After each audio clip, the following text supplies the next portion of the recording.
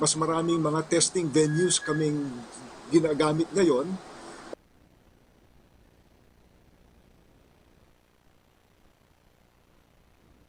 Facilitate the conduct of the examinations. Mas maraming mga testing venues kaming ginagamit ngayon. Gaya for instance sa physicians, dati 4 lang na syudad sa Pilipinas, pero ngayon mga 11 na syudad sa Pilipinas ang venue ng mga exams para hindi na kailangan magbiyahe pa ang mga examinees. Pangatlo, dinadagdag rin namin yung convenience ng technology. Kaya hopefully baka makapag-conduct kami ng computer-based licensure examination bago matapos ang taon na to. Although in some parts of examinations, kasi may mga examinations na may mga oral portions, lalo na sa mga examinations na kinoconduct namin overseas, inumpisan na rin namin na gumamit ng virtual instead na face-to-face conduct ng mga oral examinations. Opo, aside from that, Chair, Basically, ano yun naman po mga- yung mga programa at serbisyo ngayon naman na nabanggit nyo na nga po yung online na PRC na maaari namang gawin nga sa pamagitan pa rin po ng online? Karamihan po, marami na po, maski na bago nag-umpisa ang pandemic, talagang we have been moving towards the online transaction sa PRC. Mula sa application ng examination, registration ng mga passers, renewal ng mga licenses, lahat ng mga klaseng certifications, sa CPD application or application as CPD provider or programs, yung oath-taking namin, online na online ang registration and online rin ang conduct ng oath-taking. At saka maski na yung mga kaso na fina-file sa PRC, ang hearing ngayon at saka ang mediation ay virtual na rin po. Opo. Chair, meron po ba kayong ginagawa ngayong sinasabing prioritization ng inyong ahensya para po sa mga idaraos sa examination ngayong taon? At kung meron po para sa ampong profession ito? Meron po, karamihan po ito in consonance din sa thrust ng government sa response sa pandemic. Kaya karamihan ng mga examinations na ang focus namin will be those related to health at saka mga allied professions. Gaya ng, for instance, nursing, just 2 weeks ago, conduct namin yung examinations ng nursing. Although marami sila, maraming examinees dito, pero dahil nga kailangan natin ng mga nurses, we had to find a way to hold this examination. And maski na bago pa last year, maski na halos lahat rescheduled, pero we have to conduct the physician's examination dahil kailangan natin ng mga doktor. Opo. Sa mga na-cancel ang exam naman po, Chair, ngayong taon, may datos po ba tayo kung ilan na yung na-postpone at gaano din po karaming examinees ang apektado nito? Meron po. Actually, ang na-cancel ngayong first half ay mga 32 examinations. Pero karamihan sa mga ito na-move lang to the second half except for 8 examinations na move to next year dahil minsanan lang ang conduct ng examination nila at saka wala nang lugar po to conduct it in the second half.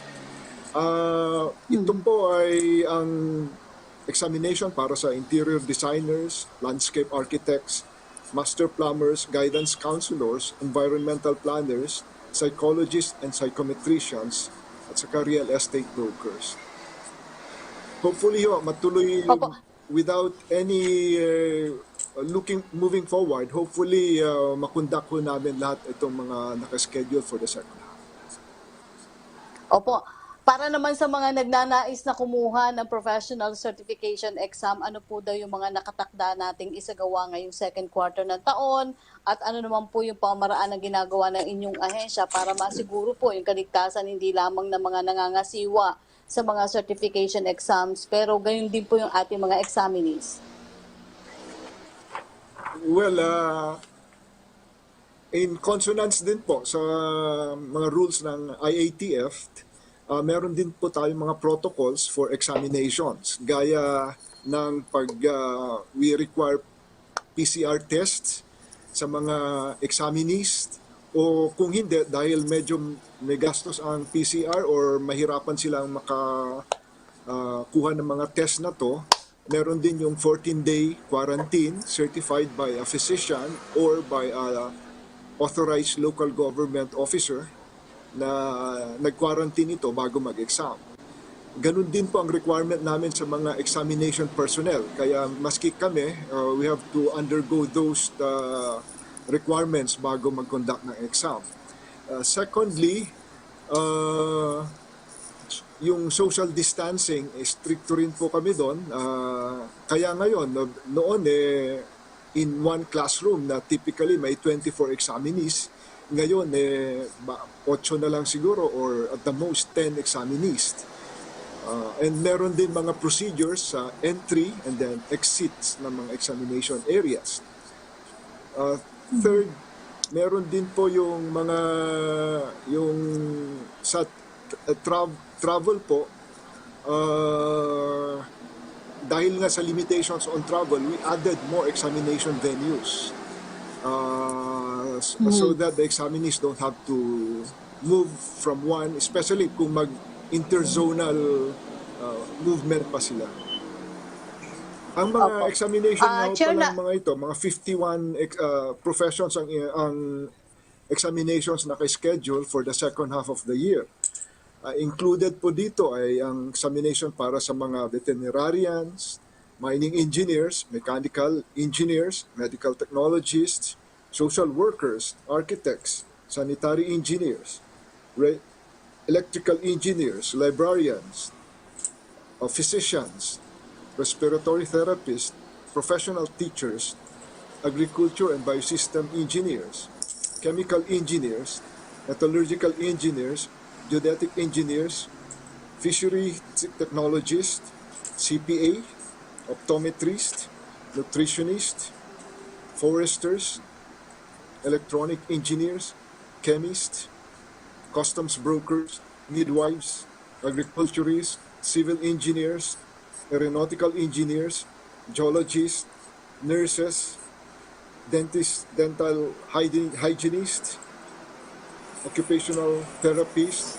criminologists, at saka radiologic and x-ray technologists. Hopefully,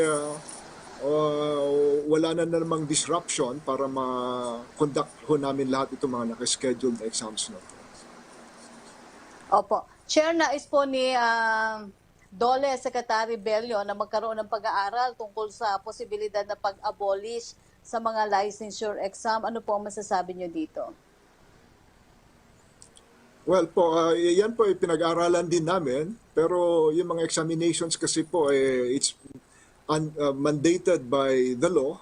In fact, hindi lang sa batas ng PRC but lahat ng mga regulated professions, and there are now around 46 regulated professions. And behind the law, yung sinasabi nga nila na rational or wisdom behind the law. So what we defer to the policymakers kung ano sa tingin nila ang magandang patutunguhan po ng mga profesyon at sa mga professionals. Karamihan po ng mga basically ang arguments for conducting examinations para merong national qualification system of producing professionals. Dahil nga po, hindi pare-pareho yung mga pinanggagalingan ng mga professional natin at saka yung mga nag-train sa kanila hindi rin pare-pareho na hindi rin alam kung eventually yung basically yung past and present credentials sa mga to. And secondly, also to align supposedly yung national mga credentials ng mga professional natin with international standards. Opo. Kami po ay nagpapasalamat sa inyong panahon na Chairperson Chopilo Pilando Jr. ng Professional Regulation Commission. Stay safe po, sir. Thank you. Maraming salamat din po sa inyo. Samantala, mga senior citizen, market vendors, TODA members, magsasaka at mga biktima ng sunog sa Candaba, Pampanga at Tarlac City naman po ang hinatira ng tulong ng outreach team ni Senator Bongo. Panoorin po natin ito. Hindi sapat ang isang dose lang ng bakuna na available sa bansa ngayon para mas epektibong malabanan ng COVID-19. Kaya paalala ni Senate Committee on Health Chairperson Christopher Bongo sa mga taga-Pampanga, kasabay ng pagbisita ng outreach team nito sa Candaba, kumplituhin ang 2 doses ng anti-COVID vaccine. Sa mga nabakunahan na po ng 1 dose, bumalik po kayo for 2nd dose po para protektado po kayo. Importante po rito, disiplina at pakiusap ko lang po sa inyo, magtiwala ho kayo sa gobyerno, magtiwala ho kayo sa bakuna. Sa kanaan niya ang usaping politika, dapat nakatuon ang pansin ng pamahalaan at mga opisyal sa pagbabakuna. Focus muna tayo ngayon dito sa pagbabakuna. Mamaya na po yung politika dahil baka wala na po tayong politika pag-uusapan pag hindi po natin nalampasan itong krisis na ating kinakarap. Importante muna, focus tayo sa ating pagbabakuna. Focus tayo na malampasan itong krisis na ito at focus tayo sa pagresolba nitong pandemya at ito pong economic crisis na ating kinakaharap. Kaya paalala ni Go sa mga Kapampangan na kabilang sa A1 hanggang A5 priority list at hindi pa bakunado, na tulungan ng bansa na makamit ang population protection. Papasalamat rin po ako sa ating mga health workers, sa lahat po ng mga nag-volunteer po sa mga vaccination site. Maraming salamat po sa inyong sakripisyo ngayong panahon ito. Makikita mo po, ang Pilipino po, pag nagtutulungan, kakayanin po nating malampasan itong krisis na ating kinakarap. Hindi po namin kaya ni Pangulong Duterte ito. Kailangan namin ang tulong ng bawat Pilipino. Para mapagaan ang paghihirap ng mga magsasaka, mga laborer, market vendor, senior citizen, mga bantay bayan at mga miyembro ng Tricycle Operators and Drivers Association sa lugar, na mahagi ang tanggapan ni Go ng mga pagkain, food packs, vitamins, mask at face shield. Aabot sa kabuuang 2,352 ang nabigyan ng tulong, kung saan ang iba ay may natanggap pang bike, sapatos at computer tablet. Nagpapasalamat po ako kay Senator Bongo at kay President Duterte sa binigay po sa aming bisikleta para po sa gagamitin po ng mga anak ko para pag sa school meron po silang gagamitin na pang-aral. Papasalamat po kami ng maraming sa handog ni Senador Bongo at masayang-masaya ang tao sa binigay ni Senador Bongo. Sa pamamagitan naman ng Assistance to Individuals in Crisis Situation Program, na mahagi ang DSWD ng pinansyal na tulong sa mga benepisyaryo. Samantala sa Tarlac City, pinadalhan ni Senador Go ng tulong ang 3 pamilyang nasunugan ng bahay sa Barangay San Vicente.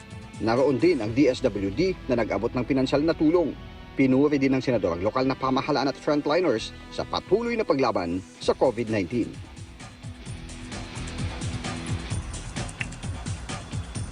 Samantala, muli natin balikan si Dr. Bernadette Arsena Manalo para pag-usapan ng mental health ng mga kabataan. Good morning po, Doc. Hi, good morning, Yusek. Dok, sa loob ng mahigit 1 taon talagang naging mahigpit tayo pagdating sa pagbabawal sa mga minor de edad na lumabas ng kanilang mga bahay. Maski yung nakagawian nilang face-to-face classes ay nahinto. Dok, ano po ba yung possible short-term at long-term impact nito sa behavior at mental health ng mga bata? Of course, socially, no, hindi na nila nakikita yung mga classmates nila, no?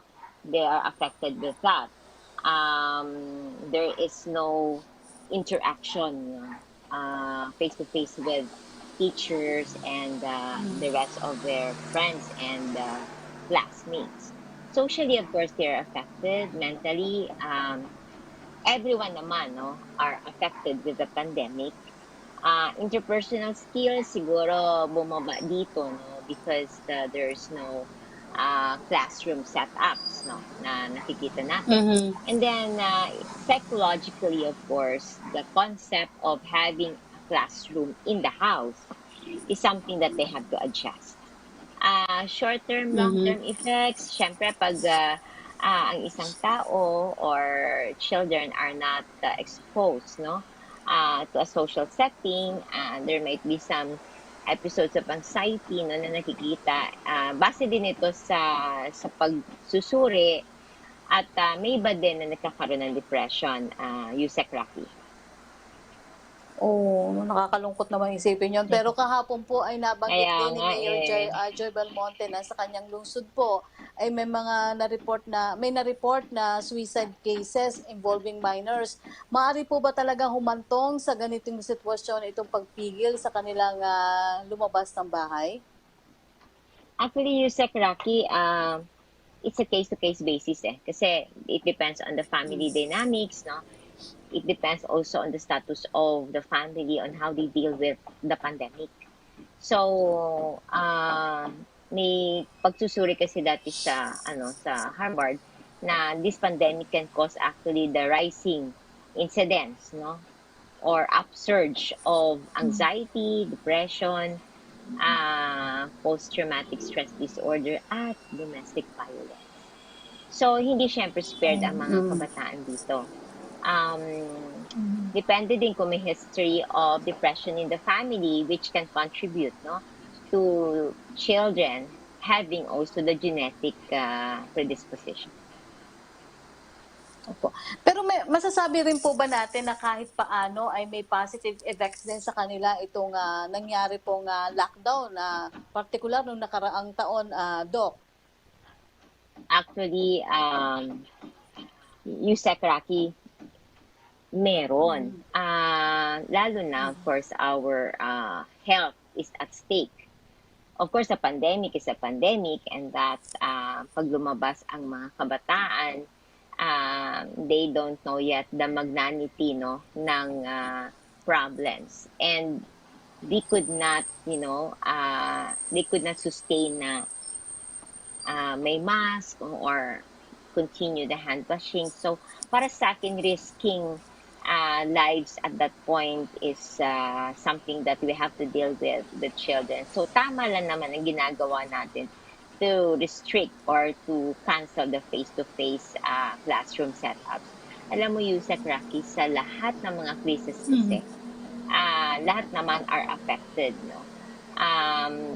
The pandemic actually is a bad thing for everyone, but it is also a challenge for families to be together, for families to rediscover themselves 24/7, di ba? Magkasama kayo.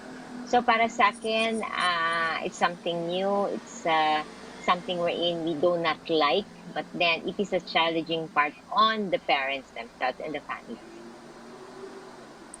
Pero Doc, ano po ba yung mga edad na talagang nangangailangan ng gabay ng mga magulang lalo na sa ganitong panahon ng pandemya? Mga children kasi, no, school-age children, especially mga elementary kids, they still don't know, syempre, how to protect themselves, and then they are still starting to, to have the grasp of the real world. Para sa akin, importante din na may gabay tayo dito sa mga kabataan kung bakit hindi sila nakakalabas, no? Syempre, before the pandemic, iba yung mundo, di ba, Yusek? Nakakalabas ka. So, parents really also has to show that they are not anxious. Dapat magiging role Opo. model sa mga parents also. But we also have to take care. Iba-iba kasi, Yusek Rocky, yung mga yung mga concerns ng elementary kids, tsaka yung mga adolescents, no? They also have their own issues, lalo na socially, of course, adolescents they go out, they wanted to be with their friends. So, isa din na important factor din dito na alagaan din natin ang mga natin.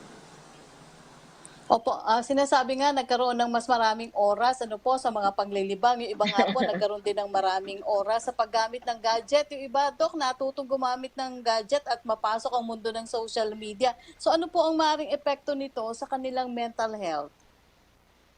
Actually, Yusek Rocky, lahat tayo, di ba, nasa social media na. Importante lang din na ang mga parents should really close watch social media sites na sabihin natin hindi siya legit or can cause problems, no? Especially the dating sites, kailangan ano yon, no? Kailangan talaga ma-monitor. There are also some porn sites, no? In Facebook or in or other media channels. So, kailangan lang talaga na gabayan ang mga kabataan, lalo na sa mga school age, wherein they try to use the computer. Kailangan ang computers nila nasa neutral place sa bahay para walang secret. Po. Pinayagan na nga po ng IATF, Doc, yung paglabas ng edad 5 pataas. Bakit po kailangan payagan na ang paglabas sa mga bata at gaano po ba ito kahalaga para sa kanilang mental health? Actually, sa totoo lang, there's always the fear. Lahat tayo when we go out. As long as the children are with their parents, siguro that can give them a breather, no? Parang tayo din, di ba? Pag lumalabas tayo, we feel good naman when we go to places wherein we go. Ang impact nito is syempre a different challenge also for the parents and the children to bond together. Pero there's always the fear, Yusek Rocky, of the COVID. And kailangan, we should always still be careful. Well, with regards to the mind impact on children, nakakatulong din naman siya. Pero there's always the fear of COVID, no? So, importante pa rin na mag-ingat tayo. Always tell your children to still take care of themselves and never remove their mask when they're outside. Opo, pero Doc, ano yung mga nakikita nating pagbabagong behavior, posibleng makita natin pagbabagong behavior sa mga bata na pwede nating sabihin na nagkakaroon na sila ng problema, mental health? Pag sila ay mga elementary stage, no? At mga elementary students, they will see them crying incessantly. Minsan nakikita mo bakit nagkakaroon sila ng mga temper fits, no?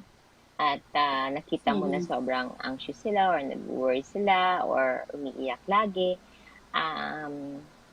The children should really be taken or given attention pag ganito ang mga nakikita.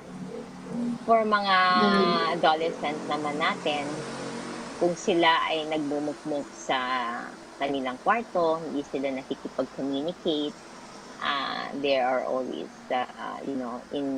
parang ina-isolate yung sarili nila, or minsan sasabihin nila they're very sad, no?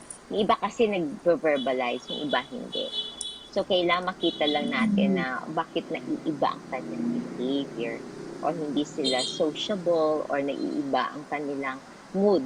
So, kailangan din talaga bigyan sila ng attention, Yusek.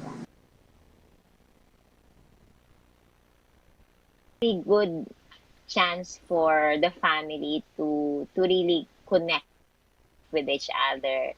Alam mo, Yusek Rocky, dati, di ba, hindi tayo nakikita-kita araw-araw. Di ba, minsan gabi na lang umuwi ang mga parents. So now is the high time for everyone to reconnect, di ba, and bond with each other, and sabihin natin, let's spread love and peace, no, in our own abode. Yeah. Okay. Kami po ay nagpapasalamat sa inyong panahon, Dr. Bernadette Arsena Manalo. Ingat po kayo at salamat po sa mga impormasyon na ibinigay nyo sa amin na sana po talaga ay makatulong sa ating mga magulang. Salamat po.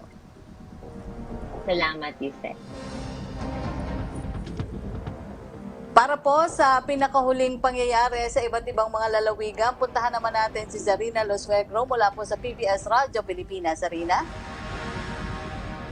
Maraming salamat, Yusek Rocky, at narito na nga po mga balita mula sa inyong #COVID-19 PH Radio Radyo Pilipinas. Senior citizen na taga Batangas City nanawagan po na magpabakuna na ang lahat ng kanilang mamamayan. Narito ang report ni Dick Cantos. COVID Radio. #Laging Handa Radyo Pilipinas Special Coverage.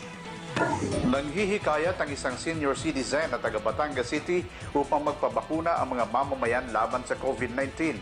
Sa pakikipanayam ng Radyo Pilipinas Lucena ay sinabi ni Lola Lucy Makatangay na hindi siya natakot na magpabakuna, sa halip ay excited siya at matapos mabakunahan ay kaagad siyang naganyaya na magpabakuna na rin ang iba. Samantala, base sa official website ng DOH Calabarzon Health and Promotion Unit kahapon ng hapon, ay may 1,484 active cases ng COVID-19 ang lalawigan ng Batangas. Ang Cavite ay may 3,291 at ang Laguna ay may 3,015, samantala 3,528 ang active cases sa lalawigan ng Rizal. Pinakamababa pa rin ang sa lalawigan ng Quezon na 1,394. Mula sa Lucena City, Dick Quasay Cantos, Radyo Pilipinas. Muna naman po dyan sa Lucena, magtungo tayo sa Radyo Pilipinas Holo. PhilSys ID Step 2 registration, inilunsad ng Philippine Statistics Office sa bayan po yan ng Holo. May report si Fatma Hino. COVID Radio. Hashtag Laging Handa. Radyo Pilipinas Special Coverage. Inilunsad kahapon ng Philippine Statistics Authority o PSA sa lalawigan ng Sulu ang Step 2 registration para sa Philippine Identification System o PhilSys sa bayan ng Hulo na siyang capital town ng lalawigan sa pangunguna ni Mayor Carcartan. Kabilang sa mga dumalo ang 8 opisyal ng barangay na sakop ng naturang bayan. Ayon kay Engineer Med Sortan, Chief Statistical Specialist ng PSA sa lalawigan, naglaan muna sila ng 2 kits para sa Hulo dahil sa 12 lamang ang naipadala sa kanila. Hinati-hati na ito sa iba't ibang bayan na nakahanda na para sa Step 2 ng PhilSys upang masimulan agad ang pagpapatupad nito. Matatandaan, 31,123 mga residente sa 8 barangay na sakop ng naturang bayan ang nakaparehistro sa isinagawang pre-registration o Step 1 na siyang irirehistro para sa Step 2. Sa kabuang bilang, umabot sa 206,694 registrants ang naitala sa probinsya na nakaparehistro sa isinagawang pre-registration na kung saan ay nag-ikot sa iba't ibang bahagi ng probinsya ang mga tauhan ng PSA. Upang hindi malabag ang mga panuntunan sa health protocols na pagkasunduan ng PSA, Municipal LGU at mga opisyal ng barangay na idaan sa bunutan kung sino ang maunang i-accommodate at nakuha ng Barangay Asturias ang unang numero, kaya sila ang unang isi-serve ng PSA. Dangaholo Sulu, Fatma Gino para sa Radyo Pilipinas.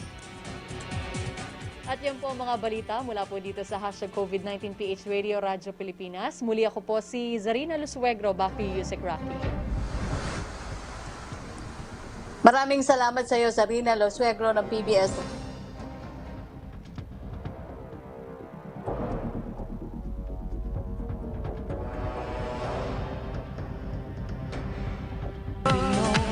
Kaya natin to, kaya natin to.